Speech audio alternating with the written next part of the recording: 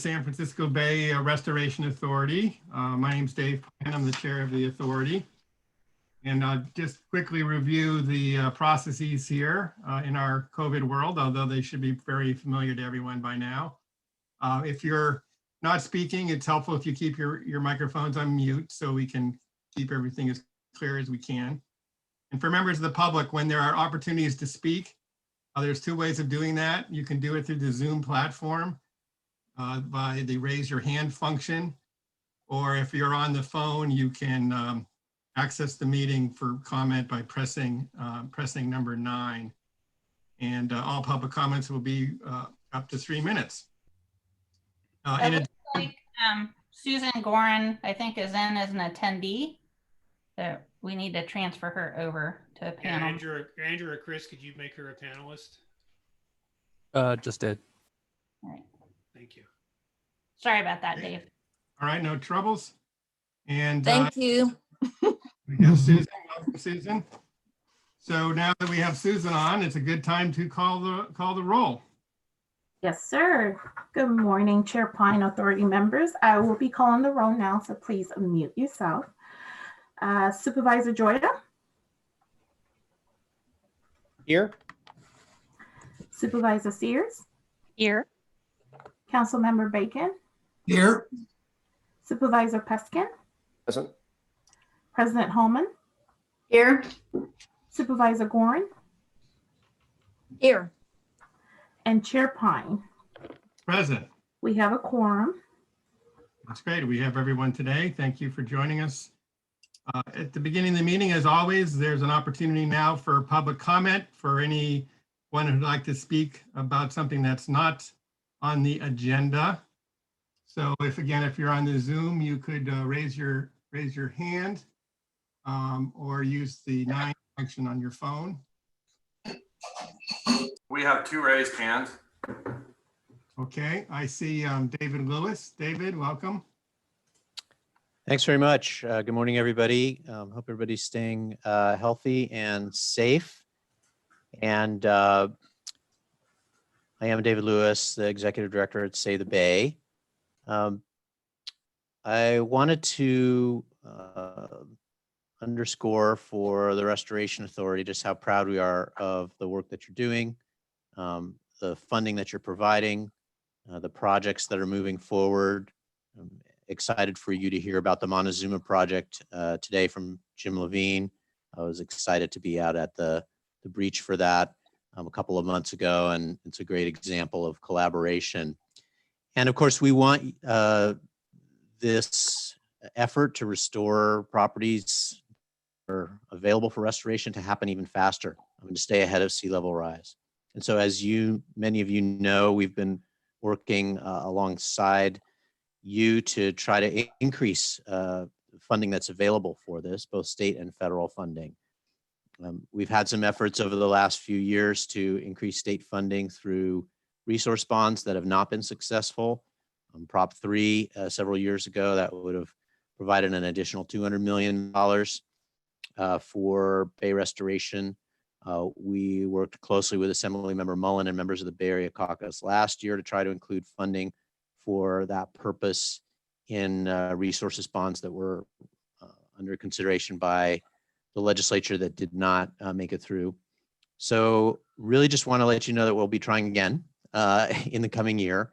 Assemblymember Mullen has offered to continue to help lead that effort and build more support in the Bay Area Caucus of legislators and others. And I'm also optimistic that we will be able to increase federal funding. We have been working with Jackie Speer, Senator Feinstein, and others. Got pretty close this year, surprisingly far, with Congress toward establishing a larger San Francisco Bay Area geographic program at the US EPA. San Francisco Bay is getting far less funding than other bays around the country for this kind of restoration and also water quality improvement work. With a new administration coming in, there's a new opportunity. So we'll be watching closely and hope that all of you will be watching closely to identify people in administration roles beyond the vice president who have knowledge and ties to the Bay Area so that we can work with you to advocate for increased funding. So thank you for your work. We look forward to supporting the Restoration Authority in any way that we can in the coming year, and especially for mobilizing the Bay Area to add resources and accelerate this really important adaptation with green infrastructure. Thanks. Thank you, David. Thank you for your ongoing efforts. And we also have Dean Stanford who'd like to speak.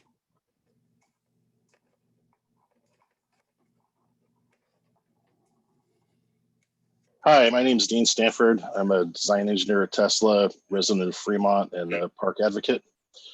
I also like to thank you for your work. It's very impressive what's going on and the restoration and everything. I'd like to inform you of an issue with the South San Francisco Bay Shoreline Plan. Under the South San Francisco Bay Shoreline Plan, a 9-mile bay loop trail at Alviso Marina County Park will be destroyed. I believe there's not enough mitigation for that loss, and I propose that a 3.5-mile trail around Pond A18 should be saved and allowed as proper mitigation for losing the 9-mile trail. I presented this issue to the BCDC on 6/18/2018. The commission questioned the shoreline plan stakeholders on inadequate trail mitigation and asked them to present their recreational trail plans next time they came before the commission. That has not happened yet, as far as I know, per the BCDC agendas over the past years. The 3.5-mile bay loop trail will be part of a proposed park on reclaimed land at the San Jose Santa Clara wastewater treatment plant. Mitigation for allowing the 3.5-mile bay loop trail would be construction of habitat islands within Pond A18. To change the South Bay shoreline plan, the Corps of Engineers would generate a post-authorization report per the WIN Act, and the stakeholders would generate a supplemental EIR. Incidentally, I have spoken to David Lewis about this, and he was enthusiastically interested in it. California State Parks is very interested in the park project. You could contact Sarah Miggins, Deputy Director of California State Parks, OHMVR Division. I brought this before Congressman Ro Khanna. He agreed that there's inadequate mitigation, and he wrote a letter to the federal agencies involved. There's a response from Fish and Wildlife disavowing the preview over the land and saying to work with San Jose. Unfortunately, the sale of the pond to the stakeholders is imminent. Once that happens, any chance of saving this trail would probably be gone forever. I know the BCDC, for one, is mandated to enhance recreation opportunities. And I believe this should be looked at immediately. I don't know if you guys have any say over it, but this would be a very important part of the park project, an important way to get elderly and disabled out on the bay. The one component of the park project is zero emission recreation vehicles like e-bikes, etc. And we provide electric 4-wheel people movers to get people out on the bay, self-guided or docent tours. And hopefully, I don't know if you guys can do anything, like I said, but I'd like to see this park happen. I've been promoting this for 10 years now. It should have been discussed years ago. The shoreline plan had said that they did not study this pond because it was not owned, is not part of Don Edwards, not owned by the federal government. But if the sale goes through, I suspect this trail will never happen. I'd like to see it saved. Thank you. Thank you for your comments, Mr. Stoddard. I also just want to acknowledge receipt of your email, and I will be in touch with you, and we can discuss this further. Oh, thank you. I appreciate that. Okay. Do we have any other speakers today on non-agenda items, Anne? No, sir, that's it. Okay, let's move then to any board member announcements to be shared. Let me just give a brief chair's report.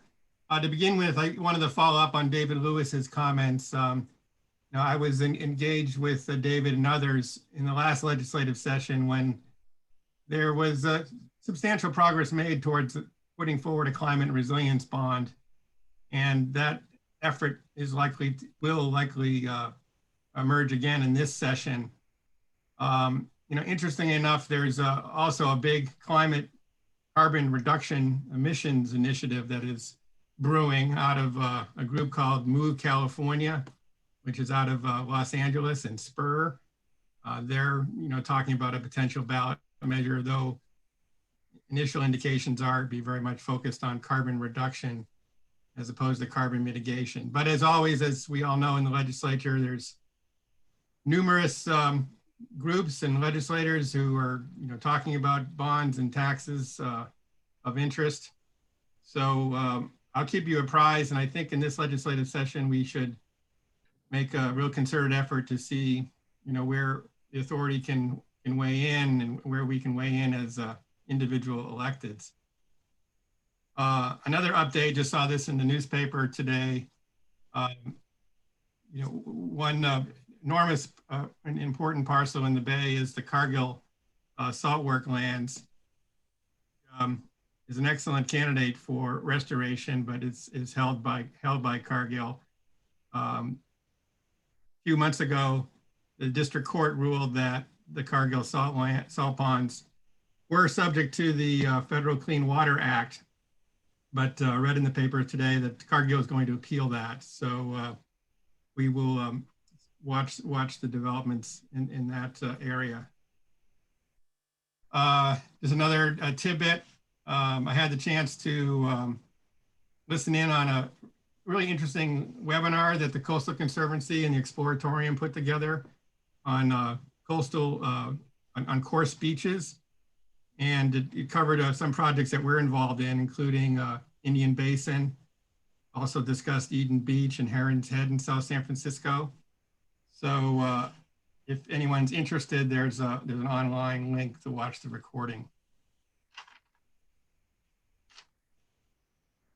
Now, this meeting is important because we're going to see a lot of change in the committee and in our advisory committee. I'd like to recognize that that Luisa Balea and Anna Alvarez are stepping down from their positions as chair and vice chair of the advisory committee, and wanted just to take a few moments to thank them for their great work on behalf of the authority as the leaders of the advisory committee. As everyone knows, we have a very large advisory committee, so it's a big task to keep that group running well. And they've been incredibly productive. The advisory committee, as everyone will recall, did a tremendous amount of work in fine-tuning our policies and procedures. And when we first launched our grant-making processes, there were a lot of issues that needed to be brought to ground, and the advisory committee did a fantastic job on that. Also, during their tenure, among other things, they worked extraordinarily hard on the environmental justice issues and bringing forward to this board a great set of recommendations on equity and environmental justice. So Lisa and Anna, we are really going to miss you. Lisa, thank you, of course, as chair. That's a big, big job. And I know you also did a lot of grant reviews, and I thank you for that. And Anna, you were the real spearhead of the environmental justice efforts, which will have a lasting impact on the board. So my thanks to both of you. And Sam will be providing you with a framed picture of a restoration project. And he'll be sure that that makes it to your home. Also, this is the last meeting today for Director Sears and Director Bacon, who are leaving elected office. I wish you could leave elected office, but stay, perhaps you could stay on our board if there was only a way. We've most appreciated the contributions you've made to our efforts. You're both terrific advocates for the Bay, and have just a deep knowledge and a deep appreciation for what this work is all about. And I sincerely thank you. And you too will receive a beautiful framed picture that Mr. Schuckert will provide. So we'll see some new leadership in these positions soon, but there'll be big shoes to fill. So again, my thanks. Thank you. It's been my pleasure to serve. Yeah, and me too. You know, I really wanted to get on this board so I could work with Sam. So I'm glad that I've had this opportunity.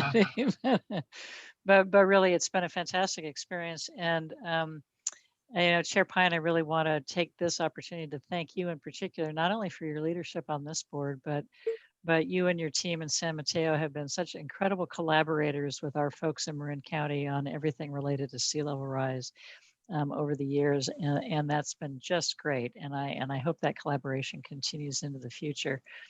And you know, all my favorite co-collaborators on BCDC serve on this board as well. So John and Aaron and Susan, I'm sorry to lose Aaron as our rep for Marin on the Coastal Commission. We had a lot more fun when he was on there. But all of our paths intersect in so many ways, and it's been a terrific experience. And I wish I could stay involved too. There's a lot of things one won't miss about elected office. Yeah. As the electeds know very well, but there's some very specific things that I will miss, and this board is one of them. So I'm great to spend the time with you that I have, and the staff is fantastic. I want to appreciate all of you and the great work that you've done, and Louisa, you in particular. I think this has really has been a model of an advisory board that really made a difference. So appreciation out to everybody. Can I add something?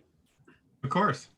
I just want to say both of you have been just a pleasure and great to work with. I know, and Kate, we've gotten to work together as well on BCDC, and you know, and I think about, I reflect when people leave office that we lose a lot of great institutional knowledge, and both of you have really added to this board. And you know, I know we hand the baton off to somebody else, right? We're sort of a link in the chain, but our piece, you know, our piece of it hopefully is impactful. And for both of you, I think your pieces were relevant, impactful, and I know we'll continue to do good work in other ways. You can make change, right? And do things outside of elective office, and sometimes even more effectively. Thank you, John. Thanks. Yeah, I would just add real quick. This has been one of all the appointments I've had on the Fremont City Council. This has definitely been my favorite. I love the Bay, and I think David Lewis is still on. I want to thank him. You know, I worked at Save the Bay for a while, and he was the one who suggested I try to apply for this position, and I've been thrilled to do it. And I will finish off my afternoon. I will get out and do my favorite ride, which takes me over to by Winton Avenue, and then come back down the Bay. And I will definitely enjoy our Bay, and we'll continue to enjoy our Bay and all the work that you guys do to make it very enjoyable. And thanks again for all your help. So I will say Vinny would have made a great county supervisor. I just need to say that. I think I would have too. Yeah, let's forget about that. Right. Okay, well, Vinny and Kate, thanks for your remarks. And yeah, we really have a community here of people who care deeply about the Bay, and you'll continue to do that. That is my report, colleagues. So I will turn it over to Mr. Schuchert. Thank you, Chair Pine. Good morning, everyone. I wanted to add my thanks to Anna and Louisa for their work on the Advisory Council. It's a large group of people with opinions that they are not shy of sharing. And I think the two of you did a fabulous job, and I will miss seeing you at those meetings. And Yep. Kate and Vinny, I'm definitely going to miss working with the two of you on this body, and I wanted to thank you both for all the time that you've put in, and for all four of you. If you would be so kind as to send me your home addresses so that I may deliver the goodies to you, which will, for me, be an excuse to get the hell out of my house at some point in the next few weeks. I would deeply appreciate that. So thank you all so much for your service. I have a few things that I wanted to report to the board overall, an update on, just a reminder for people to mute their phones if you're not talking, because I can hear somebody talking in the background there. Yeah, Sam, just 1 second. We need everyone to mute. Okay. Thank you. So an update on the round 4 grant applications. We have received a total of 18 applications. Total funding requested amounts to about $25 million. There are projects from all 4 regions in the mix. So we should have a pretty robust grant program to roll out next year. On the community grants program, remember those are the smaller grants for community-based organizations. We've received 5 applications, 3 of whom were eligible. 2 were not eligible because the applicant was not a community-based organization located in an environmentally disadvantaged community. There's no deadline for applications, so staff is going to continue to do outreach to encourage applications to that program, and board members and advisory members should feel free to do the same. We've hosted informal networking sessions during this past week, 1 in each of our regions, to help drum up interest in that funding opportunity. And I think Jessica can correct me if I'm wrong, but I think we're planning to continue to do that sort of outreach. Then I also wanted to let you all know that we internally the staff has adopted a new policy to allow for the advancing of funds if a grantee requests it and can show the need for it. And this is this comes out of our environmental justice effort. As you probably know, generally with government money, you do the work and you submit an invoice and then you get paid. That's definitely true for the state. And, if you're a large nonprofit or a reasonably large sized, city or county, you can essentially afford to float that cost. But for small community-based organizations, this has proven to be very difficult. So, for them, if they need the money, need some money up front, they can talk to us. We'll take a look at their need, their track record of providing documentation, and make sure that they have the financial systems they need. And if all of those things check off, then we will be able to advance them funds. And I just wanted to note to you all that we were doing that. That concludes my report. Are there any questions?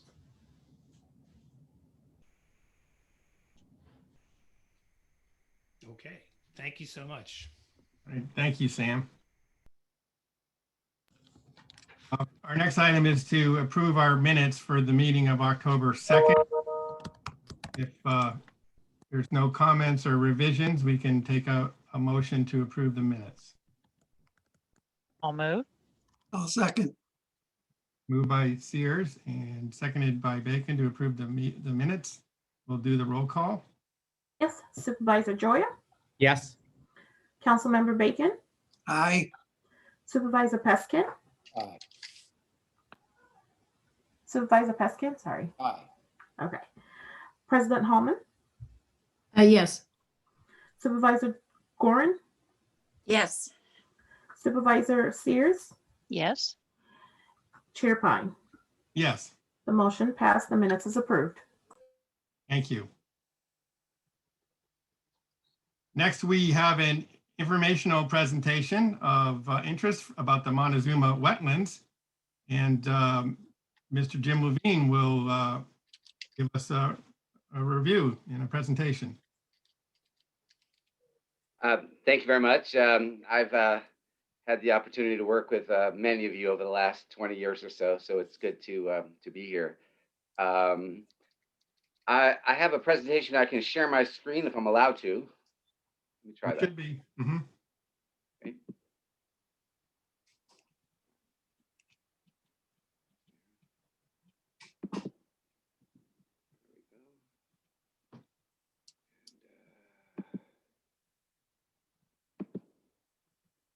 Okay, Perfect. very good. So I'm going to try to condense 30 years of work into 5 minutes or so. And and Montezuma Wetlands Project was a private initiative that I started to try to solve two regional problems together: the loss of wetlands and where to place dredge material, which in 1990 nobody knew what to do other than dump it in the water. Often individual problems are very hard to solve if you look at them separately, but sometimes if you combine 2 or 3 problems, there might be a solution. And I think we were fortunate to find that here. We were the first wave of beneficial reuse sites in the nation and in California in particular. We started the site with 20 million yards of capacity. The goal is to restore 1,600 acres of historical tidal marsh in probably the most valuable area of the San Francisco Bay Estuary, where fresh water from the Sacramento River system and salt water from the bay meet. We had a huge milestone, which the Restoration Authority helped us with the grant you gave us. We restored 550 acres to the tides on October 27th, extremely successfully. Because of the attributes of our site and our operations, we provide an efficient alternative to ocean disposal. And for some of our projects, it's really less than a $5 or $6 a yard differential. And we've successfully received 9 million cubic yards of sediment since 2003. And in our season when we operate 24/7. Here's an infrared photo of the Suisun Marsh, and the yellow outline is the outline of the portion of our site we're restoring to wetlands. You can see that, and this was taken in before 2000, before we started restoration. You can see the abundance of life, which is kind of shown as red in the areas surrounding us, but very little life on our site. This is a map on the left of the Montezuma Wetlands site from the mid-1800s. And you can see the area in the western part of our site, which is the area we're restoring, was tidal marsh historically for eons. And it's much easier to re-engineer something that's supposed to be there than to try to build something in the wrong place. So we're one of the reasons we picked this site. Here's a Google Air shot, and you can see the Sacramento River takes a sweeping left-hand turn right at our site, and that has resulted in naturally deep water. So we have 22 feet of water depth at low tide. That's why the Southern Pacific Railroad bought this site to create the port of Collinsville, which never was developed for anything, but we now own it. You can see how we operate and the scale of this from the bottom of our site to where it says Bird Landing is about 4 miles. So we own almost 4,000 acres. You can see the 2 ponds at the southern area of our site. So we have water rights where we can take brackish water from groundwater wells and store it. So we can operate whether there are fish restrictions on taking water from the river or not. We pump sediment from barges directly to the area that we're restoring. The site subsided to 10 feet below sea level. And so in order to make it suitable for tidal restoration, you got to raise the site back up. Jim, so where would the port of Collinsville be on this map? Right where those water ponds are at the southern portion of our site. And so, in fact, in our permits, our county permit and our BCDC permit, we are going to be able to fill that area at the very end of the project to about 15 feet above sea level. And we will now own an industrial site that's the port of Collinsville. Where it says Spinner Island, right around there? Exactly. Got it. Yep.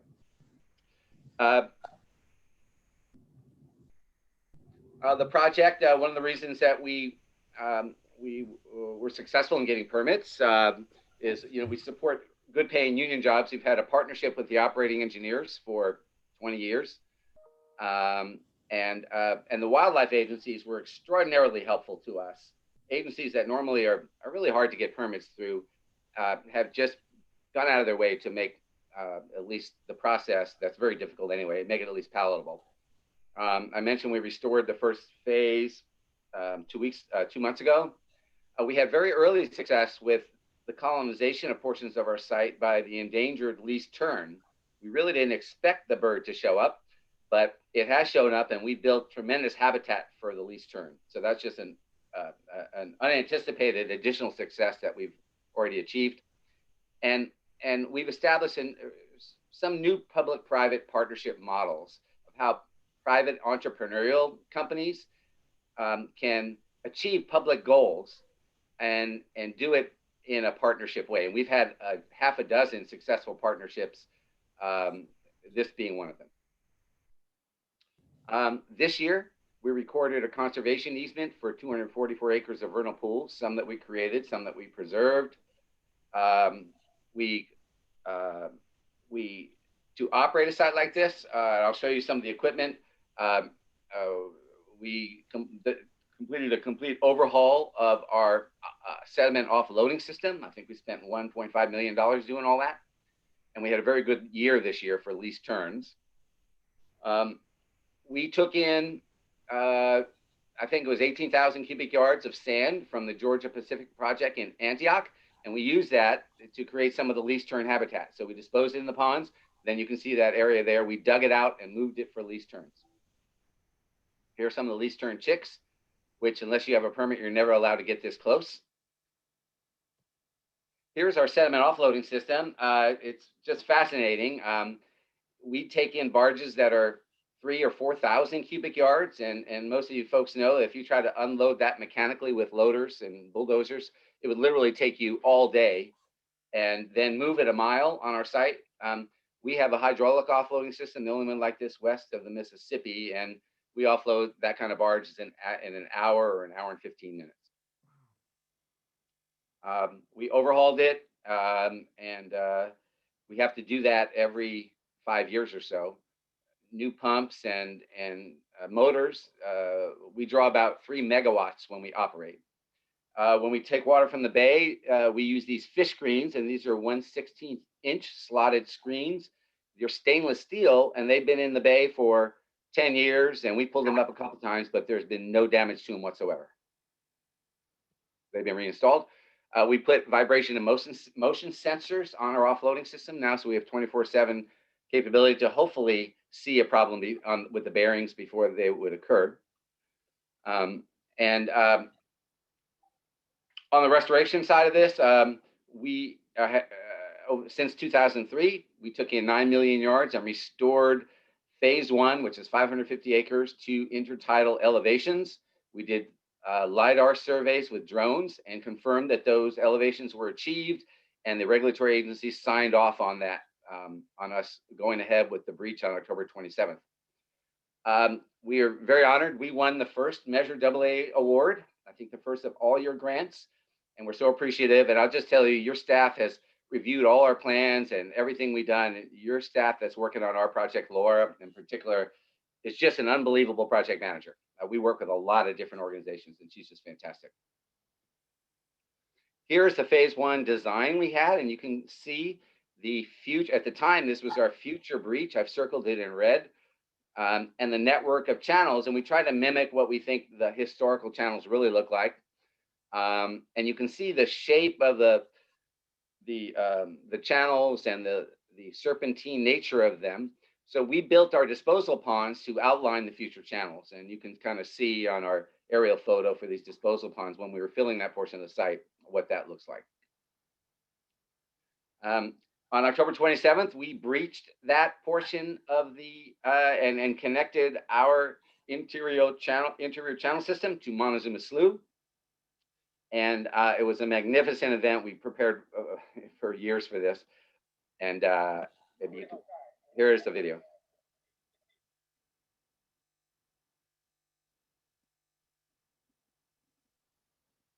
This is minutes after the event. Later that afternoon, and this was at low tide.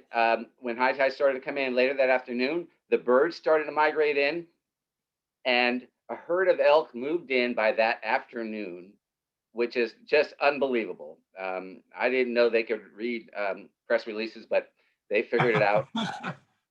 And elk, I guess elk are smarter than we give them credit for. Some of the pre-breach work that you helped pay for, we transplanted some plants that we thought would be good to keep. We prepared the main channel. This is some of the excavation work we did on the main channel before the breach. You can get a feel for the scale of the excavation. You got to make sure the main channel is big enough. And so we did the extra work to make sure it was. You can see the scale with the two gentlemen there.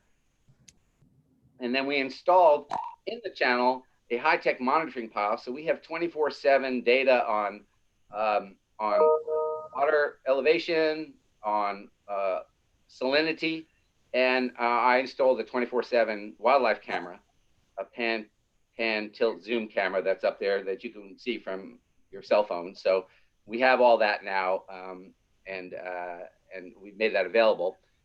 This is a salinity plot, and what from the first few days, and what you can see, the salinities are in line with what we expected, except that there's a dip. It looks like fresh water's coming in, and then we realized, nobody knew this, that one of the duck clubs across the slough is pumping fresh water at 10 a.m. every morning. So the future, this site, we believe, will be a very important site in the recovery of endangered fish species. Studies have shown that this site would be the highest ecological reuse potential in the region. We've got about 13 million yards. I thought we only had 20 to begin with, and we took 9, but the site has settled a little bit, and sea level rise has raised our target elevations. And so we have about 13 million yards left to take. So we'll be in operation about 20 more years. I'll still be young by then. And we own the only high rate offloading system west of the Mississippi, and we only use it part-time. And so that's available to use elsewhere on other sites like Belmarine Keys and wherever else it looks like.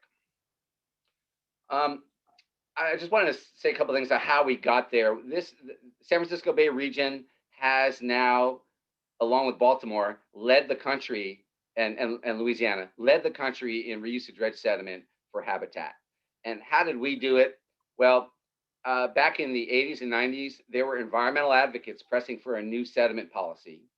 And we had visionary congressional and port leadership, the Port of Oakland in particular. There was support by industry. The Bay Area Blade Planning Coalition and Bay Area Council supported this, and the dredging industry was willing to adapt. There was a collective wisdom and hard work of county, regional, state, and federal agencies. There were EPA employees who showed up at county hearings at midnight to advocate for our project. They didn't have to do that. I don't think they get paid for that. And we had a very highly competent and very persistent and innovative project team, which an entrepreneurial organization like ours is able to put together. Here's some of the members of our project team. You can read them, and you probably know some of these folks. I'm very proud. We've now hired a woman to be our deputy general manager, Cassie Pinnell, one of the most incredible biologists with executive capabilities I've ever met. And then I want to also just mention, the Port of Oakland helped make this happen. Without them, this project would never have gone off the ground. Bill Bagley, who, Kate, you probably know. Bill is an icon, and Bill took me in personally and introduced me as his nephew to Jerry Lewis when he was the chairman of House Appropriations. He totally lied. I'm not his nephew, but he treats me like it. And he introduced me as his nephew. And so Jerry and Arlene let me work out of their appropriations office every time I went to DC, and they helped us get the money to make this happen. The Ferrari brothers, an Italian family, owned Firma Construction, and I could not get a bank loan, even though I had a $40 million contract from the Corps of Engineers. No bank would give me a loan because we were doing something nobody had done. And I tried to explain to them that that is what you call a monopoly or an innovative project. They wouldn't hear of it. And the contractor who wanted to win our levee construction project flew out there in a little helicopter, and they said, "Jim, we don't need any stinking bank. We'll just fund it for you." And I had just seen The Godfather, and I was a little nervous, but nonetheless, it ended up wonderfully. And And then finally, I just want to mention renowned author and visionary Mark Reisner. Mark passed away in his late 50s from cancer. Mark was the first and at the time only environmentalist who believed this could work. He came to public hearings for us and he advocated, and for that, not just for that, just for everything he's done. I just love him so much, and I just don't want to stop mentioning him just because he happened to pass away. So anyway, that's what I have to offer, and I just want to say appreciate what the Restoration Authority has done. We are going to submit another proposal to the authority. We think we have pioneered techniques to double or triple the carbon sequestration rates by wetland plants and in managed wetland environments. And we are teamed up with UC Berkeley and the Suisun Resource Conservation District to advance that in a pilot project that we would do on the Montezuma site. So we may submit another proposal for that, but and we do, as John Joy knows, we do like a million interesting different things with the other companies that we founded, but there's no time for that now, but I'll take any questions, and thank you very much. I'll stop sharing, I guess. Great. Well, thank you, Jen. That is really fascinating. That's really an incredible story. I'll start off with one question is, you need an awful lot of sediment and dirt, and, where are you going to get it all? Well, we have been, although it was hard to break into the Corps of Engineers dredging system, they were very parochial, and they, frankly, in the beginning, didn't want to hear anything about a private party doing their job. But since we have demonstrated our really very unique efficiency, we have gotten an average of 500,000 yards a year from major federal dredging projects, the maintenance projects from the Port of Oakland to Port of Redwood City, and also the oil companies mainly from Contra Costa County and Solano County. They send us 80% of their sediment every single year. So we have steady contracts with Chevron and Valero and Marathon now and some of the others. So I believe we'll continue to get that material because we're so efficient. We can offload barges in an hour and we're right on the deep water. It makes it a lot cheaper than any other site that wants to do beneficial reuse. There is, as you know, a limit to how much material is dredged. When I first started this, there were 4 million yards dredged a year, but then the Navy moved out. And so that dropped it down to about 2 million. And of that, about half of it has been beneficial reused, which is a high number. And we're doing very well in that regard. There are things that can be done to move that from 1 million to close to 2 million yards that are being reused. And I know there's been talk about using some of the San Francisco Bay Restoration Authority funds to help, bridge that $6 a yard cost differential. And then there's other ideas for state and other federal monies to do that, exactly that. As you know, we teamed up with Coastal Conservancy and a bunch of other agencies to submit a proposal to the federal government to the Corps of Engineers to bridge that difference and to accelerate more beneficial reuse. And this region came in first. We won it. Right. But then the Corps, in their normal operating procedures, decided that they really didn't want to fund that right now. So I know Sam knows a lot about it, and we're working kind of collaboratively behind the scenes to try to force them to do what they said they were going to do. But so, it's a challenge. It's a challenge for sites that are not perfectly situated. We happen to be perfectly situated where the deep water is, and we got the offloading system, and we're already electrified, and all those things that make life easy. But it is a challenge for most locations to do what we're doing, and but we can help as people want us to. Fantastic. So colleagues, questions?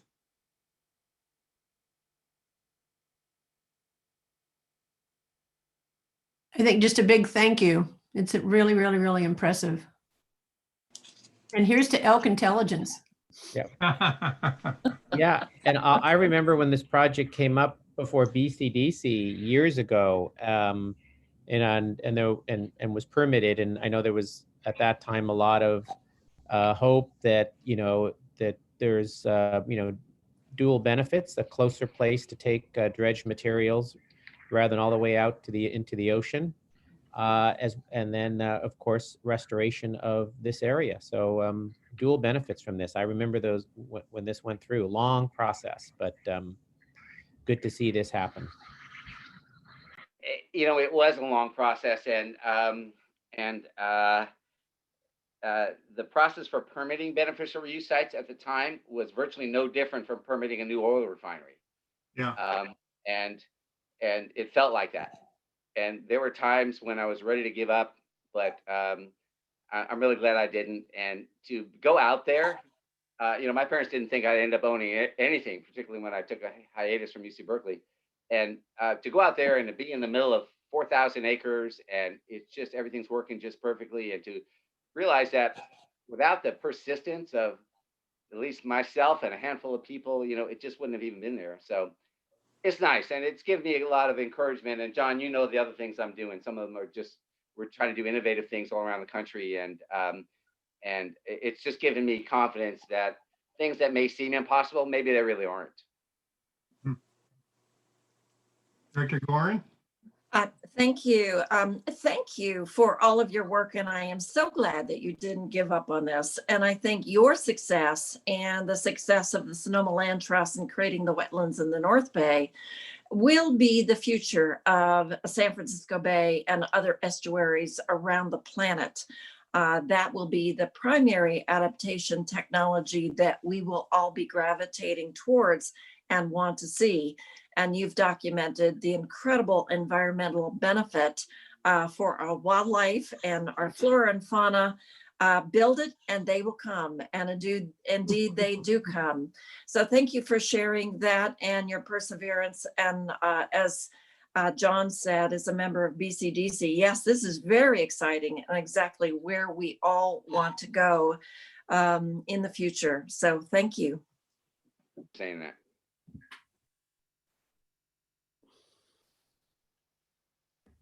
Finally, I'll just conclude by just saying it's great to see a little presentation on it. The scale of it is almost mind-boggling when you're out there, and we do socially distant tours. So if the Restoration Authority wants to organize one, you know, and members of the public are willing to come, you know, so it can be Brown Act compliant and all that stuff, it's totally fine. We've had a lot of people come out there, all kinds of dignitaries, and you guys would be very welcome.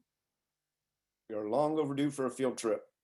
Yeah, that's a nice, thank you for that offer. That would be time well spent.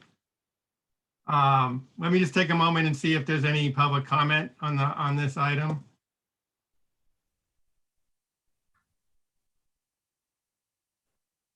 There is one hand. Is that Mr. Stanford? Yeah, this is Dean Stanford again. I'd just like to congratulate Mr. Levine. It's very impressive. It's very inspirational. It gives me hope for my project. If it takes 20 more years for mine, I'd just ask that you name the park the Dean Stanford Memorial Park.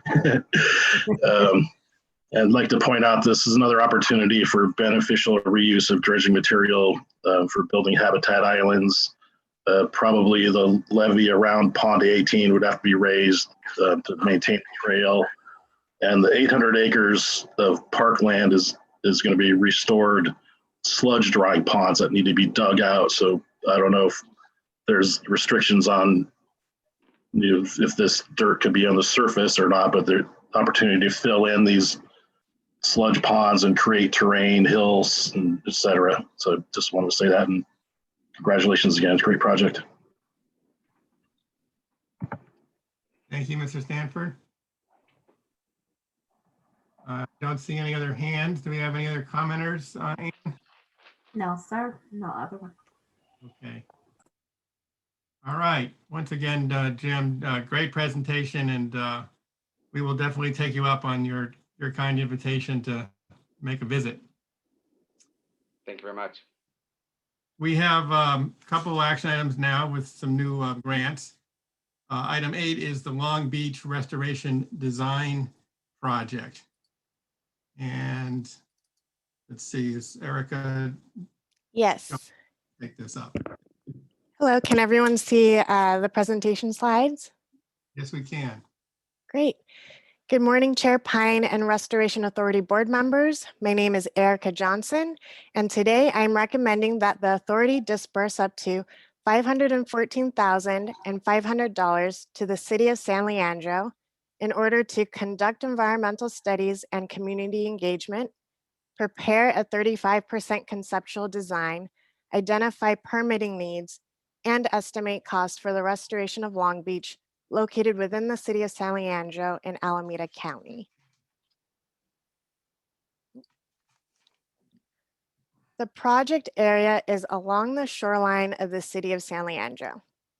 Recreational users are primarily from the surrounding neighborhoods, which include 2 economically disadvantaged communities less than 2 miles away, the Mission Bay Mobile Home Park and Washington Manor neighborhoods.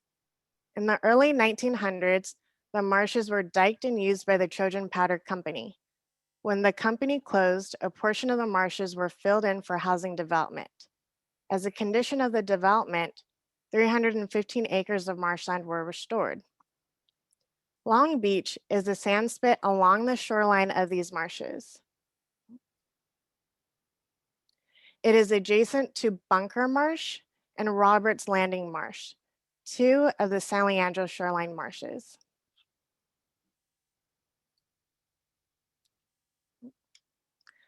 Long Beach is about 1,000 feet long and is one of the largest natural sand spits remaining in the San Francisco estuary. The sand spit provides habitat for California least-tern fledglings, wintering snowy plovers, and spawning grunion. In addition, a pilot reintroduction program led by Dr. Peter Bay identified Long Beach as a suitable site for the reintroduction of the endangered plant species Sueta californica, or California sea blight. A natural levee was constructed along Long Beach, and together the sand spit and levee protect the marsh immediately adjacent from erosion by dampening wave energy and preventing inundation of bay waters into the marshes.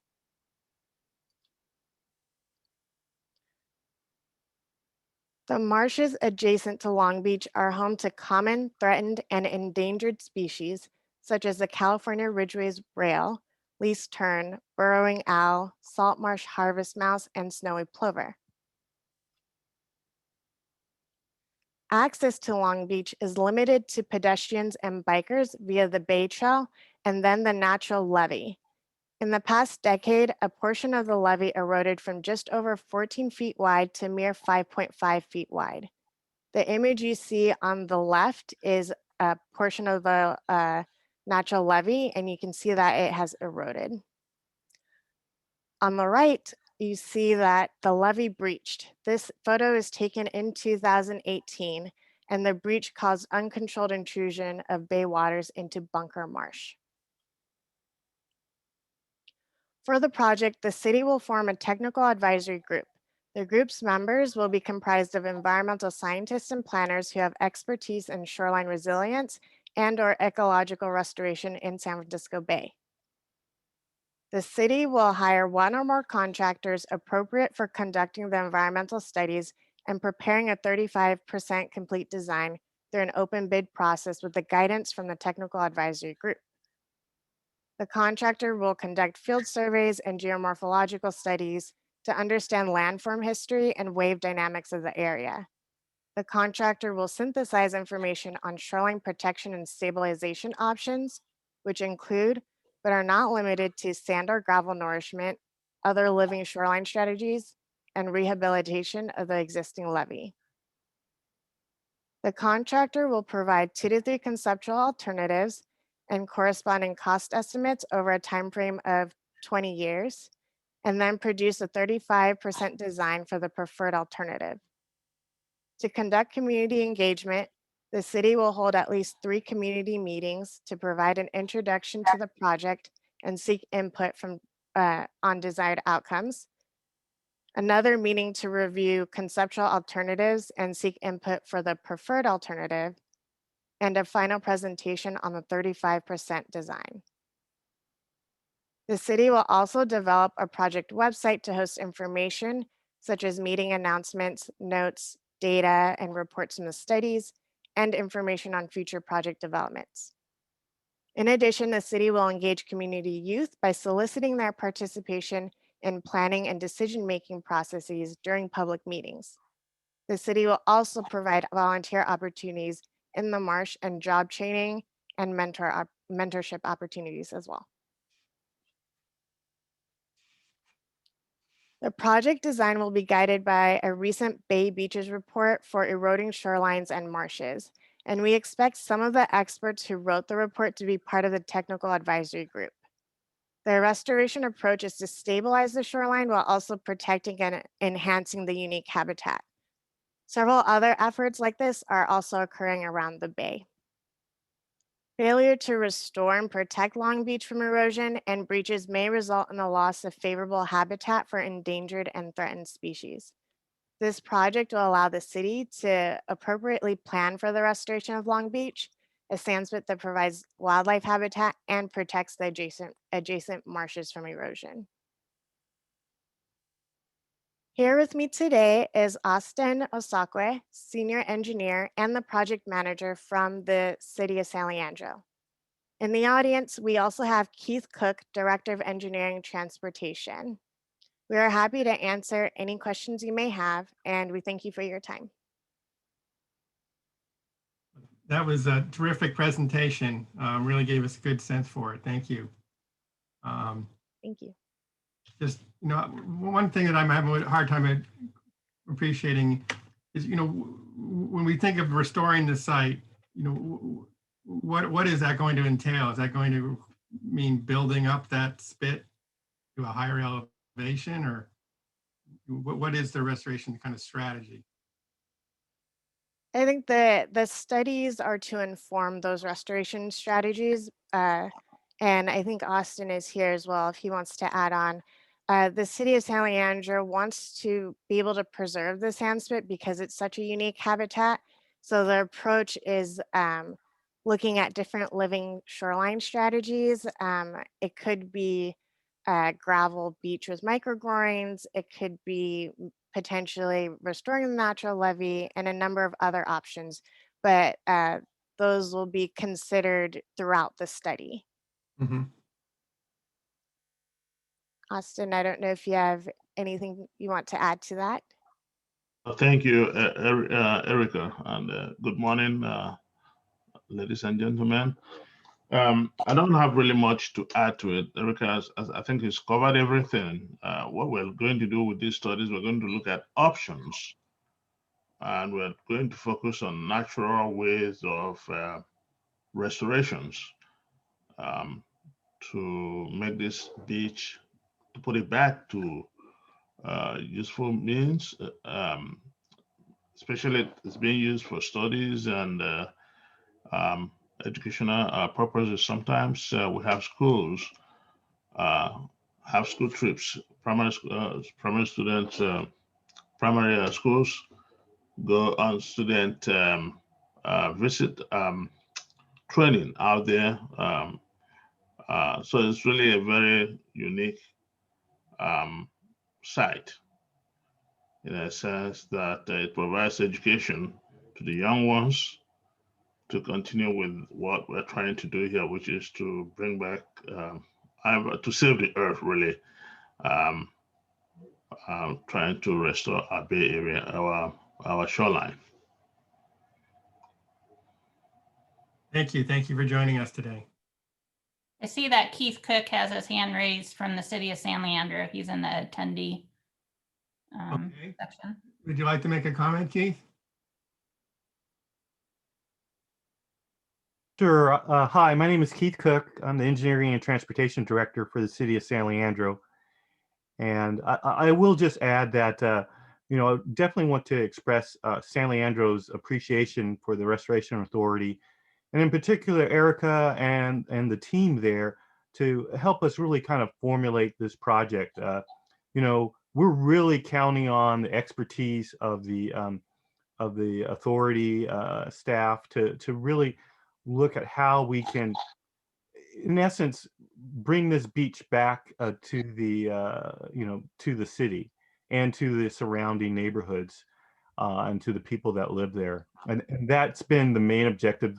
If you go back into the 70s, people that grew up in San Leandro used to walk out onto the beach and enjoy it at sunsets. And it really was an opportunity for people to, have a little bit of nature in their backyard.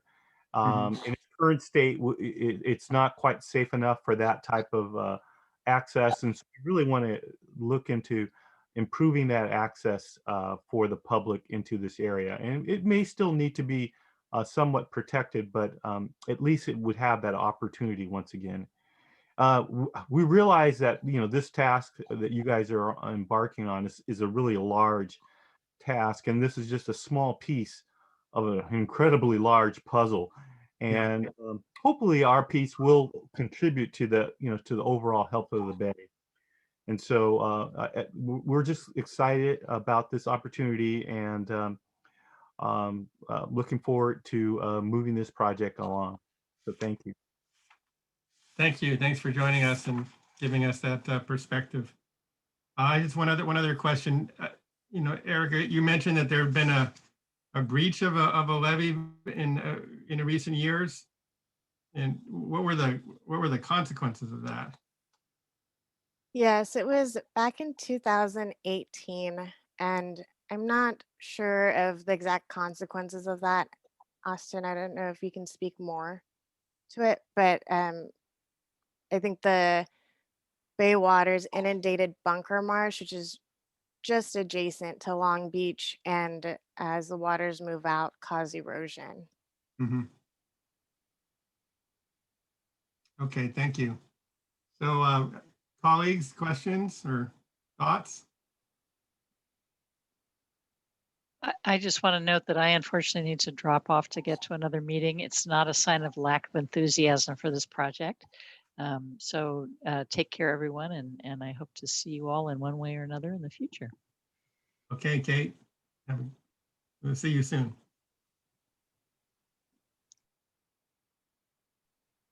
Let me take an opportunity to see if there's any public comment on the project or on the grant application. There are none. Okay. Well, this is an action item. So unless there's any further questions, we could take a motion at this time.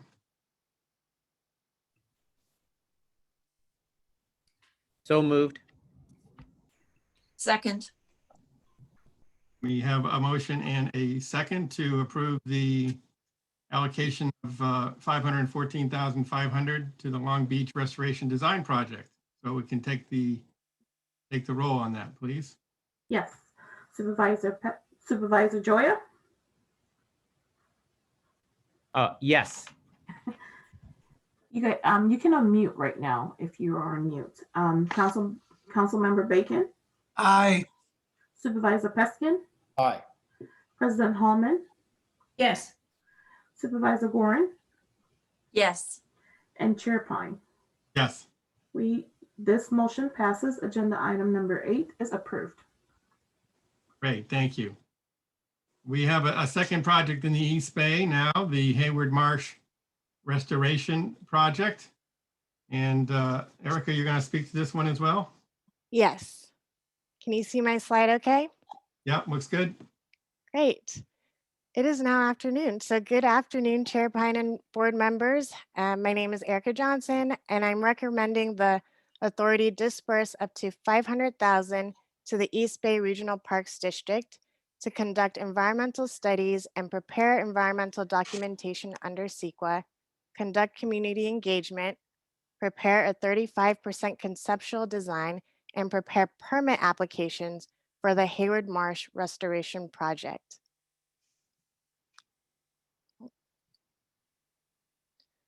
The project area is located along the shoreline of the city of Hayward and in the Hayward Regional Shoreline Park. The park consists of 1,841 acres of salt, fresh, and brackish water marshes, seasonal wetlands, and public trails. This project is located adjacent to an unincorporated disadvantaged community called Russell City. The community has a significant pollution burden according to Cal EnviroScreen, a tool that identifies communities that are disproportionately burdened by pollution. And as such, the site is located adjacent to two toxic release facilities, DuPont and Heat and Control Incorporated. In 1854, Hayward Marsh was diked for salt production, which continued through the 1940s. Habitat restoration began in the 1980s, and as a result, the Hayward Marsh expansion project, 145 acres of Hayward Marsh was converted from salt ponds into managed ponds, supporting fresh and brackish water marsh, and the remaining 27 acres were converted to salt marsh harvest mouse preserve. Since 1985, Hayward Marsh has received treated wastewater from Union Sanitary District's Alvarado Wastewater Treatment Plant.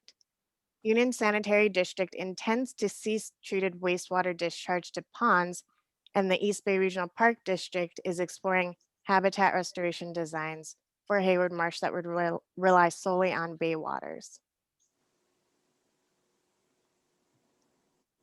Hayward Marsh is bounded by Cogswell Marsh to the north, the Hayward Area Recreation District Marsh to the south, and the Salt Marsh Harvest Mouse Preserve to the east.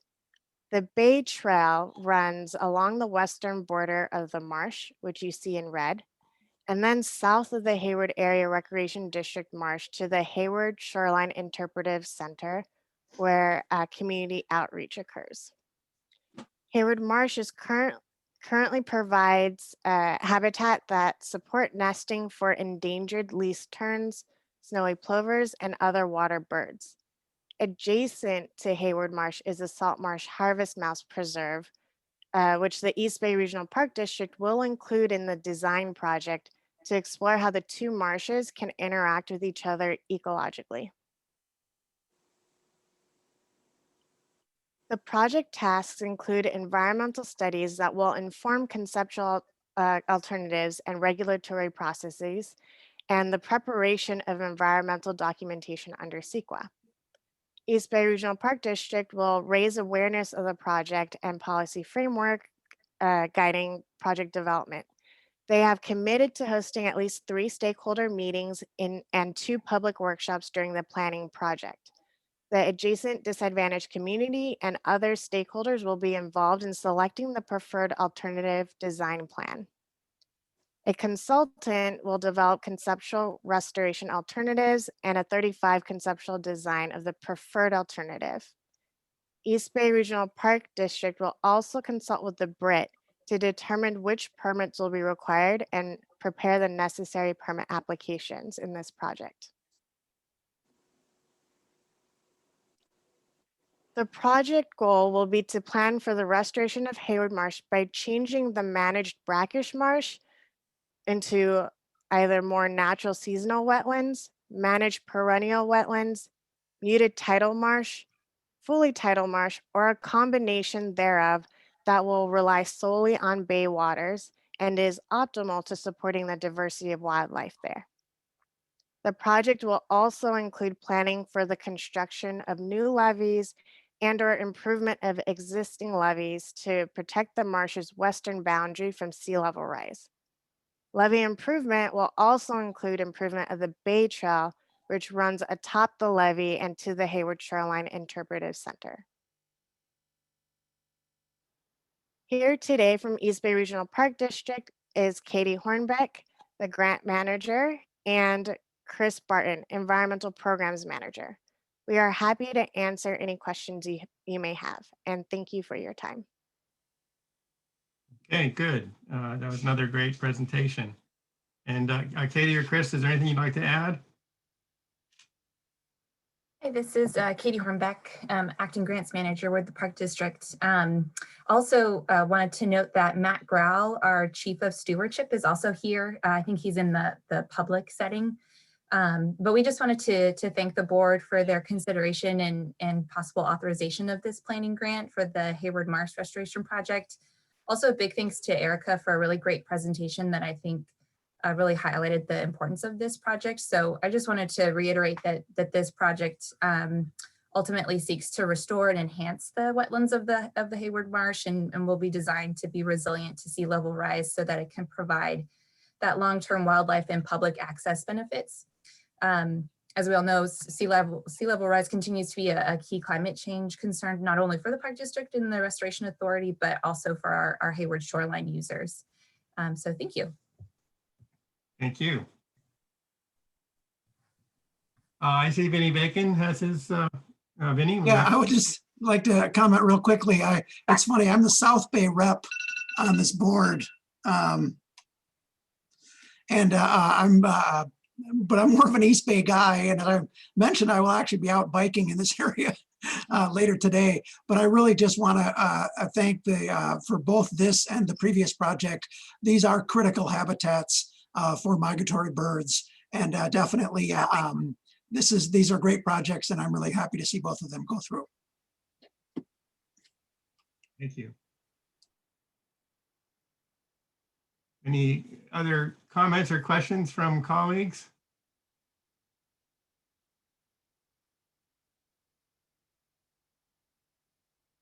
Why don't we check for public comment? Don't think we have any, do we, Ann? No public comments.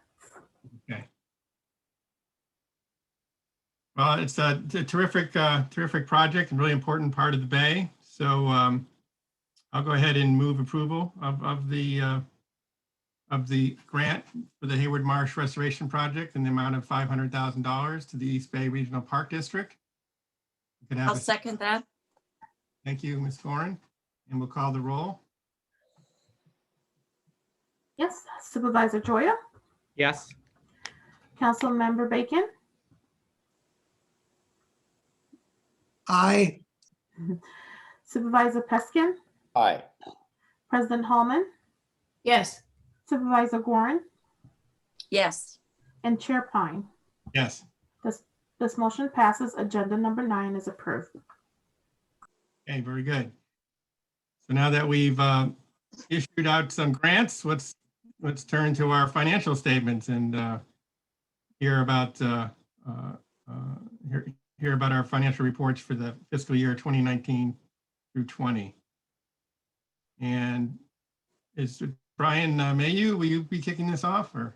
Well, let me kick it off for you. Thank you, Chair Pine and members. Very good afternoon to everybody. It is a distinct honor to present your financials for this year, mainly because you're one of the few operations I work in, and you know my day job is the CFO for the Metropolitan Transportation Commission. And this is one of the few recession-proof organizations in the entire Bay Area right now. So it is one of these programs that we don't get to see very often.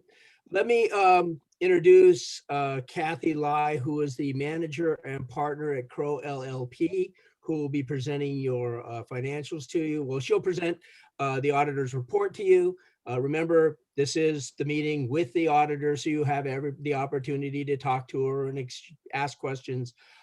This is your meeting. Let me say just a couple of things. For me, this officially ends audit season for me. This is my last report for the year. The audit season starts officially on the weekend of July 4th. So you can see how long this goes as part of our work year. The audit results that Kathy is going to present to you, I think, are about as good as they're going to get. So with that, let me introduce Kathy Lai, who will go through the actual audit report. Great, thank you, Brian.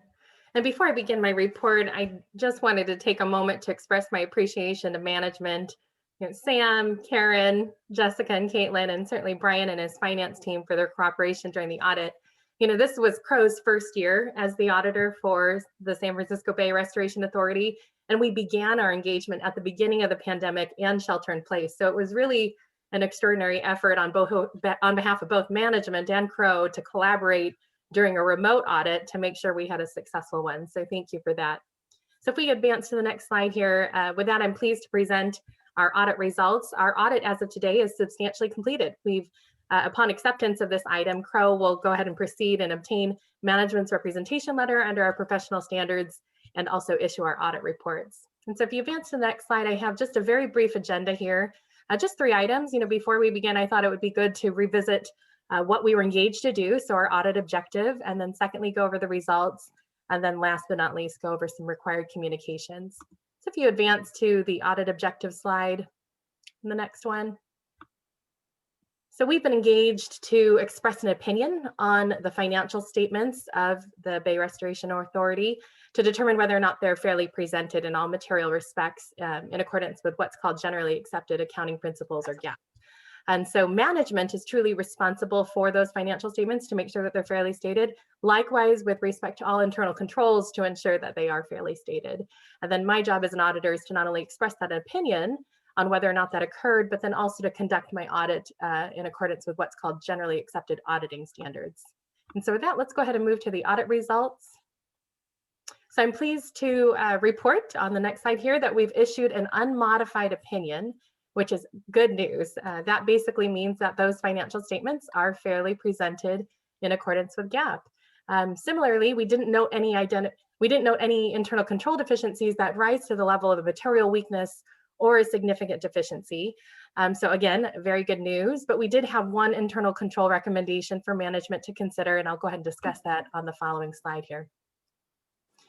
So during our audit, we noted that the budget had not been updated to reflect two authorized projects. The two projects in question was the San Pablo Baylands project, and then also the North Richmond shoreline project. And the aggregate amount of those funds were about 3.6 million that were approved towards the latter end of your fiscal year in May.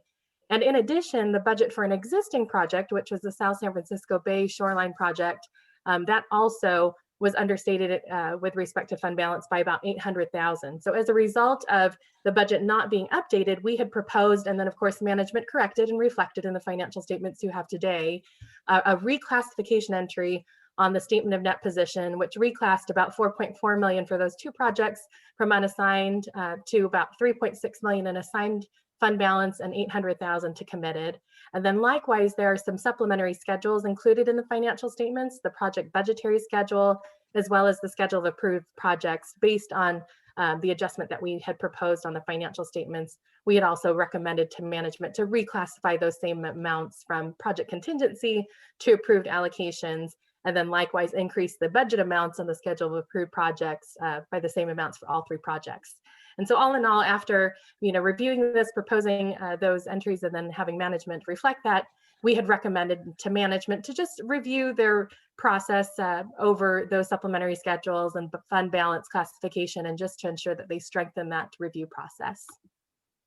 So with that, I'll move to the third item on our agenda. If you want to go ahead and move forward to required communications. And the next slide here, our professional standards require us to make certain communications with those charged with governance or the board. And so first, significant accounting policies. Management has properly disclosed their significant summary of significant accounting policies in footnote 1 of the financial statements. We've reviewed them and they appear to be both clear and consistent related to the prior periods. Secondly, anytime there's a new accounting standard that management has to adopt, we typically disclose that to the board. In this case, GASB 95 was fairly easy to do, and it was certainly a welcome standard. All that did was just delay the implementation of other standards that have been issued. GASB recognized the impact of the pandemic and wanted to provide a reprieve of approximately about a year on most standards for governments to take advantage of while they're working through the pandemic. And then next, on the next slide here, we've got management's accounting estimates. For your entity, that was fairly straightforward. Certainly financial statements can include estimates. A good example would be just determining the fair value of investments.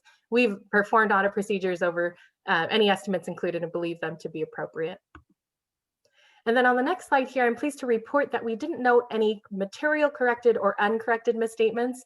The adjustment I noted earlier related to fund balance, those were only reclassifications only, no bottom line impact, and that's why I'm able to make that statement an affirmative. And then last but not least, on the following slide, we didn't note any of the following matters noted here. Certainly no significant unusual transactions or difficulties encountered with the audit, or likewise disagreements with management. So all in all, a very successful audit. So with that, I'd be happy to address any questions you might have. Thank you for your presentation. I sit on a lot of boards, and so this is the season to hear these reports, and I think yours was nice and straightforward to follow. So that was helpful. Other questions at this time?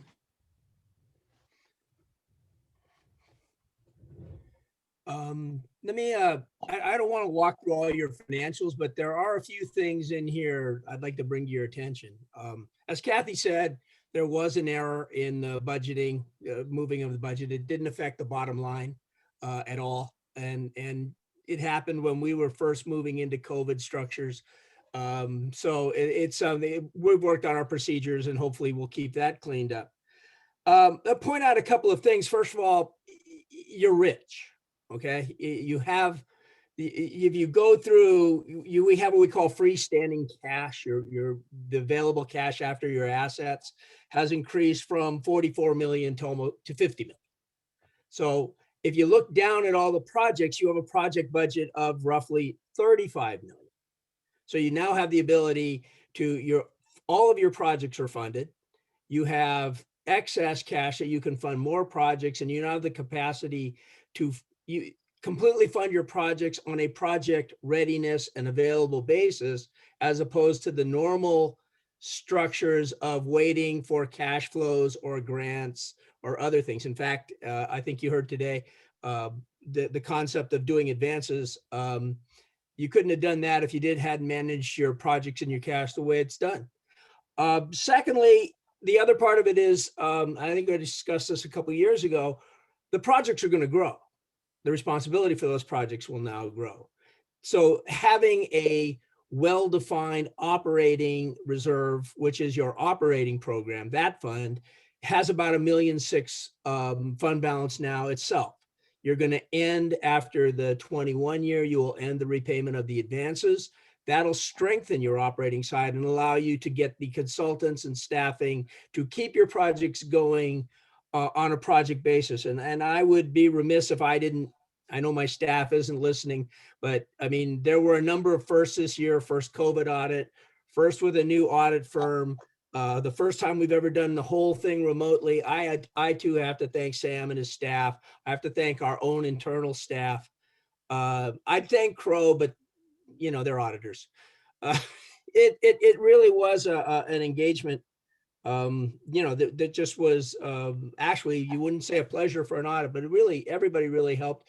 Otherwise, this wouldn't have been possible to even get to you within 6 months of the end of the fiscal year close. So anyway, I hope, as I know some of you are leaving the board, I hope you take away the fact that you are leaving it in the position you'd hope to leave it in. And those who come in will be able to benefit from the way you developed it. And again, I do want to thank Sam and his staff. We couldn't have done this if they hadn't taken it very seriously and been very helpful. Thank you, Brian. So Brian, you mentioned this, I think you said a 1.6 million operating reserve. On the operating side, yes. And that's where we would look, you know, as we have more and more projects, we have more and more oversight and monitoring, and that's where we would look to fund that? Correct. Okay. You're limited in what you can draw on the operating side. As an operating, you're limited to 5%. So as that now begins to, that's grown a little bit, you're going to have more capacities after this year's budget is done. So again, you'll have the capacity, I think, going into the future to be able to keep staffed up adequately to manage the number of projects you're going to be able to fund. Okay, that's good to hear. If you look at projects, the risks get to be you don't have enough cash flow for the projects you want to approve or let the contracts you want to approve, and then you run out of oversight and both consulting and staffs to manage the projects. You're in good shape to handle both. Again, turning back to the board, don't see any hands raised or don't see any questions from the board at this time. Why don't we check on the public comment? Mr. Stanford, have you raised your hand? Yes. Can you hear me? Yes.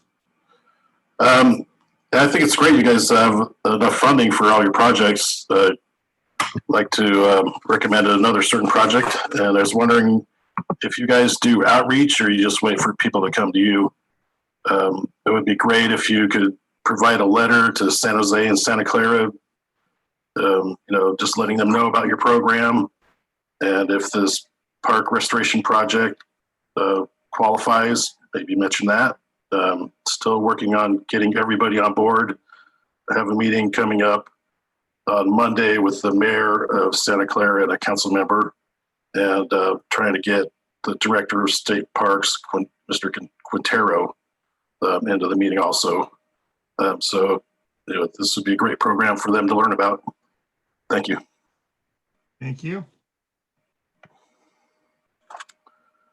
I don't see any hands raised in the on the panel or the attendee list. So this is an action item. We can take a motion to accept the audited financial statements and reports for fiscal year 2019-20. I would move that. I will second. Moved by Holman and seconded by Bacon. We'll take the roll call. Okay, thank you. Supervisor Joya, Aye. Councilmember Bacon, Aye. Supervisor Peskin, Aye. President Hallman, Aye. Supervisor Gorin, Aye. Chair Pine. Aye. This motion passes. Agenda number 10 is approved. Thank you. Our next two items pertain to appointments to some committees. Item 11 is appointment of a new advisory committee member. Jessica Davenport, will you just walk us through this? Sure. So as it notes in your resolution, this is to add an advisory committee member to replace Laura Thompson, who left our nation, and as well as the Bay Trail. And there was a great appreciation party for her, and now we are pleased to offer for your consideration the appointment of Lee Ho, who's a senior planner with the Bay Trail Project. He has over 20 years of experience in bay resources, shoreline trails, open space, and public access planning, including work with the South Bay Salt Pond Restoration Project. His interests focus on the successful melding of public access and restoration projects to ensure that generations of people will have the opportunity to experience and learn from the many bay restoration projects. Okay, so this again is the way we have the advisory committee set up is that the Bay Trail has a sort of seat on the committee, right? And In a way, they're one of the listed agencies that is suggested to be on the advisory committee. But whenever we have somebody from an agency leave, that agency has the option to suggest someone new to appoint, and they've done that. okay. Okay. Well, before we move on the item or take action on the item, we'll just check for public comment. I don't think we have any of that here. And I think Lee is in the attendees. Oh, great. Welcome, Lee. So if we could have a motion on the item.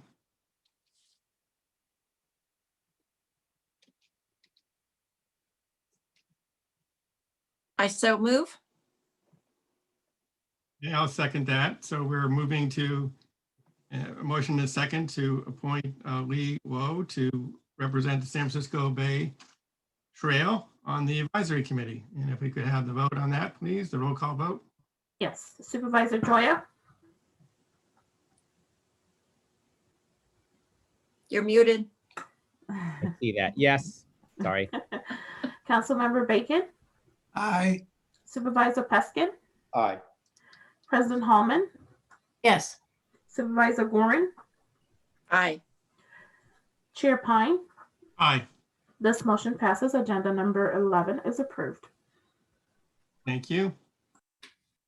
And Jessica, do you want to talk about the vacancies on the board? And Yeah, I just noticed that Lee was unmuted. I think maybe you wanted to just say a word or two. oh, of course. Yeah, Lee, you're welcome to Well, first again, welcome to the advisory committee, and you're welcome to say a few words if you'd like. Great. I really appreciate the support from the entire board here. I'm looking forward to working with them and all the members of the advisory committee. I just think this is such an important work that you're doing. You know, I've always been in love with the Bay Trail, and I've worked in the program for 15 years and several years with BCDC before that. And I think the Restoration Authority measure that was passed just shows really the importance of the Bay and how everyone thinks of it as a jewel and a resource. So I'm looking forward to working with everyone on this. Fantastic. Well, yeah, the Bay Trail is very often a part of these projects, so that's glad to have you on board. And Jessica, we'll come back to you now. Yes, thank you. So as you know, every 2 years, about half of the members of the advisory committee have terms that expire. So several of them have expiring terms in February of 2021. And so in advance of that, we have put out a call for applications. We've received those applications, and now we need to do a selection process to determine what new people may be appointed to fill those seats of the expiring members, and then if any should be reappointed. So to do that, we would appreciate if we have volunteers for an ad hoc committee to review those candidates and decide who to bring to the board in February for appointment. Okay. And if I recall, would this committee also give some thought to recommending potential changes in the size of the committee? I remember we have it's at 30. When we first established advisory committee, we had just so many applicants that we ended up creating more seats. So I think I recall that staff thought it would be good to evaluate the size of the committee as well. Yes, we're not proposing necessarily a resolution to shrink the size unless you want to do that, but we're just proposing to look at the spread of expertise and geographical representation and so forth, diversity of the members, and see if we could shrink it down. The max now is 34. We've had a few people drop off who haven't been replaced, so I think we're at around 32, but maybe shrink it to around 26. That might be a bit more manageable, especially with our online discussions. Mm-hmm. So that was the staff proposal, that you can see when you have the list in front of you exactly how many you want to appoint or reappoint, and staff will make a recommendation to you, but you can also use your judgment on that. Okay, very good. So we need 2 or 3 volunteers. Darren, do you have your hand up? I have a question. I have a question. Well, I just finished one of these interview panels, so I'm happy to hand it off to somebody else, but if you don't have other takers, I would do it. As a part of considering how many people are on the committee, are there any criteria for continuance on a committee, like attendance or anything like that? Remind me. Not formally. We have in the past kind of prepared a spreadsheet and looked at attendance, and then checked in with people who've reapplied, and if they had low attendance, asked them if they would commit to having higher attendance in the future, like if they had a reason, you know, they had an illness or something that now has changed, so they'll be able to be attending more frequently. So it's been more informal. Yeah, I was just thinking, like, you know, if people aren't really participating, the number may be artificially high. And I don't know what the attendance is, so it's just one way that it could be artificially high. Yeah, and we can definitely prepare, you know, some records on that to be reviewed as part of the process. Okay. So again, any volunteers?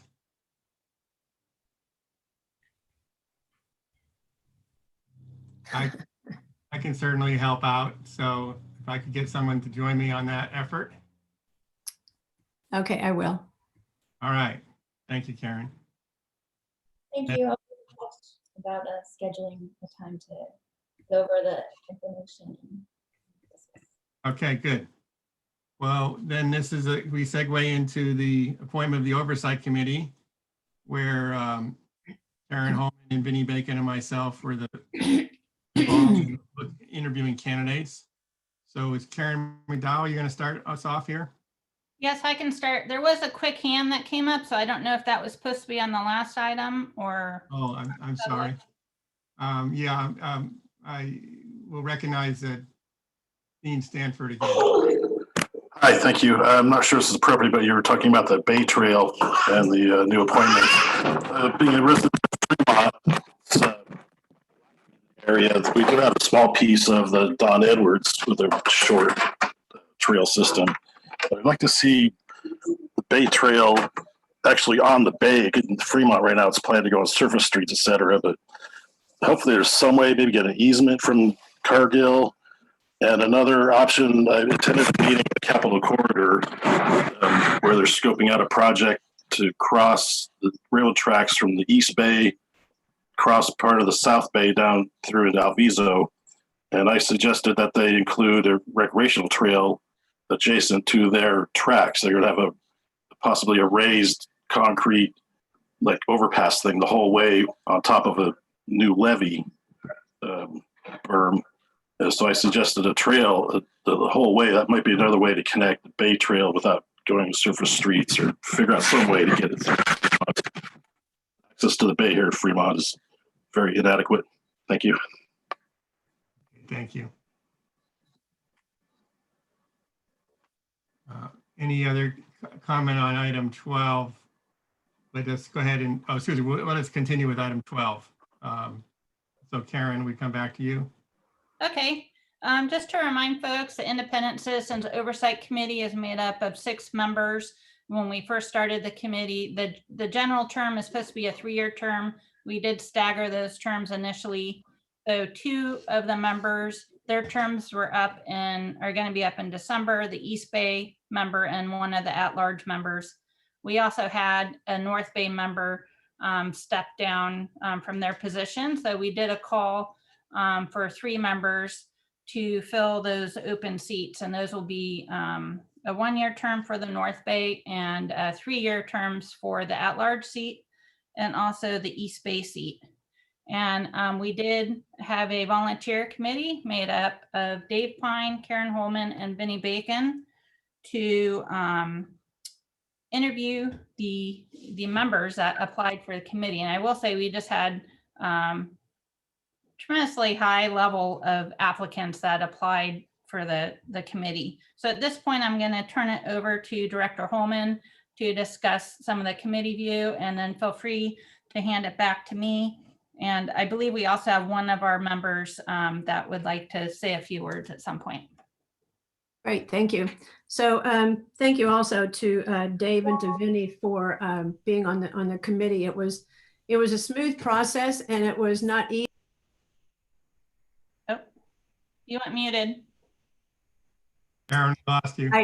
I muted myself instead of unmuting myself. It was, I really appreciated working with Dave and with Vinnie on this, and it was not an easy selection process because we had rather an embarrassment of riches when it came to applicants. I believe we did due diligence, and also really want to thank Karen McDowell, because you made this so easy and so seamless. It was really remarkable. I really, really appreciated that, and I know the others do too. What it came down to was Doug Wallace. This is in the resolution that you have in front of you too. Came down to Doug Wallace from Marin County, Jim Fiedler, Contra Costa County, and Dr. Terry Young, Alameda County. And again, there was an embarrassment of riches of applicants, but it really, one of the criteria that we used was availability and enthusiasm, as well as experience. When you combined all of those 3 elements, that's how we arrived at these three appointments. There was one concern about not a real conflict of interest, but an appearance of a conflict of interest. That is that Doug Wallace is on the Marin Audubon, and because of that potentially optics issue, he has or will be resigning from Marin Audubon. He's submitted that to Karen as an update. So I leave it to the applicants who might want to speak to this, but then I'd be happy to move the resolution as well.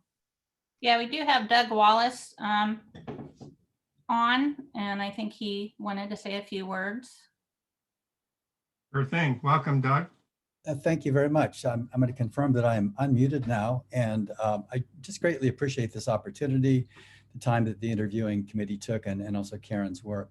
I'm just exceedingly enthusiastic about this, and I confess to being infected by Kate Sears's sense of urgency around this issue, and hoping we can find ways collectively to accelerate the work and do it right. So thank you again for this opportunity.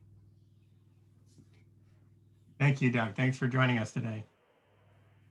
And I think that's it. Some of the other members were not available for this meeting. Okay. Let's just check if we have any public comment. I don't see any hands raised. So would you like to make the motion, Director Holman? I would. I'd be happy to move the resolution to appoint Doug Wallace, Jim Fiedler, and Terry Young to the committee. And terms are indicated in the resolution. And I'll second. We have a motion and a second to make the described appointments to the Oversight Committee. We'll take the roll call vote. Yes, sir. Supervisor Joya? Aye. Councilmember Bacon?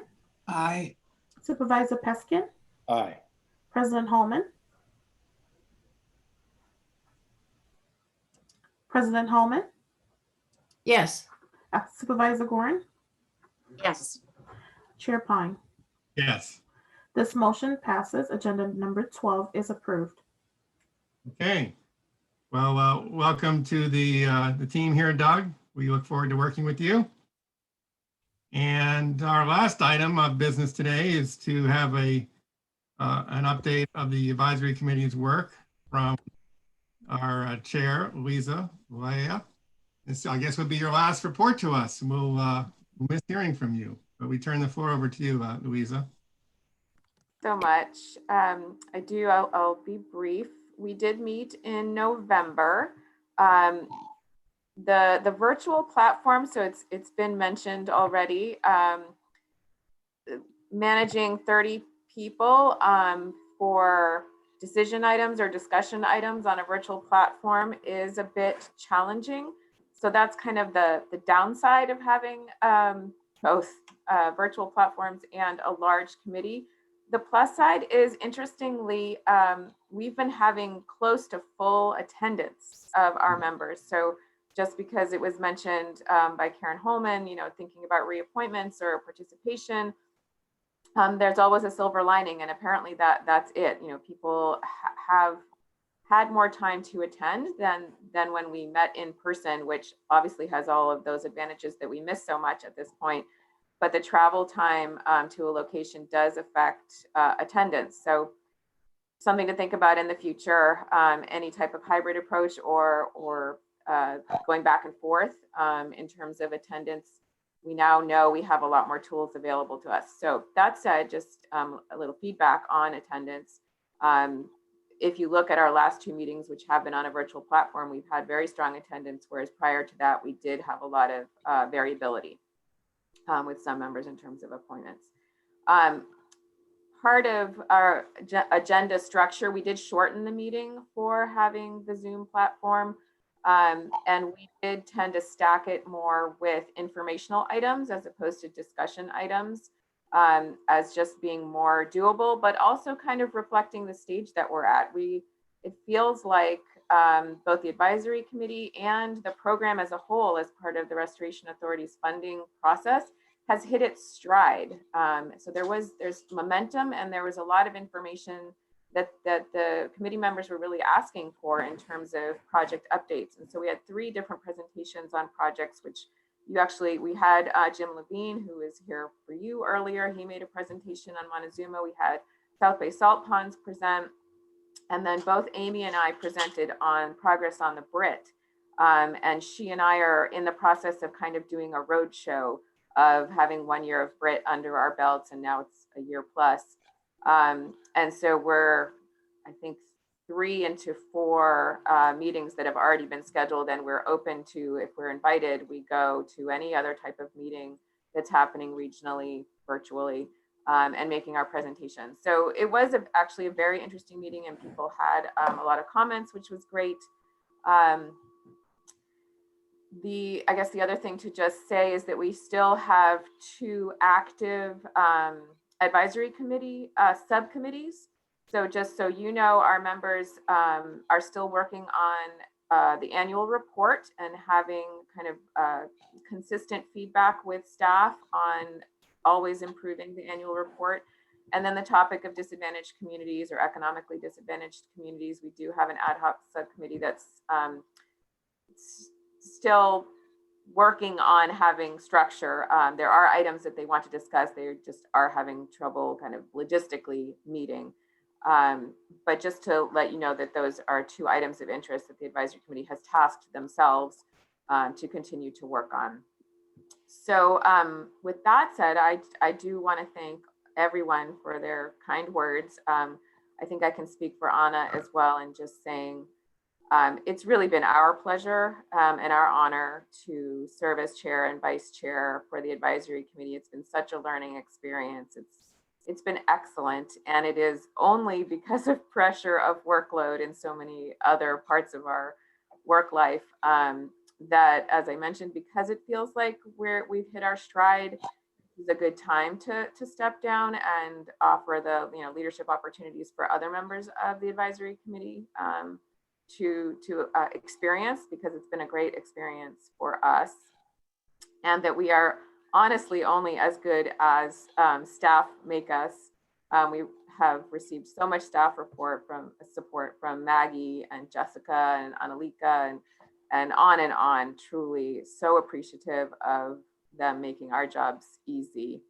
So, and not to tip my hand, but we did apply for re-upping. So not to influence any volunteers for your ad hoc meeting, but we do feel like we want to still be able to be part of your process. All of our work touches on San Francisco Bay, both Anna and myself. So we really would appreciate still being involved, just stepping down from the chair and Okay. vice chair. So I think that's it for me. Unless there are any questions. Thank you. And thank you for that clarification that you would be interested in continuing to serve, just not in those leadership jobs, which have been so demanding. And particularly given that, we really had to start from scratch to work out a lot of important policies and consider a lot of issues, and including environmental justice. And so there was plenty to do for the advisory committee. And I think as one of my colleagues said, there's a lot of advisory committees out there, but this one is, really very productive. And I think is very distinctive in that regard. So thank you once more. We have one public comment, but just check in with my colleagues if they had any questions for Luisa. And Mr. Stanford, you had a comment? Yes, just want to thank Luisa and all of you for your hard work and all these projects and your civic duty and everything. And I'd like to second Luisa's suggestion of keeping virtual meetings after life is back to normal. It's been great for the public to not have to, especially state meetings where we'd have to drive 3 or 4 hours for 3 minutes of comment. So that's been great.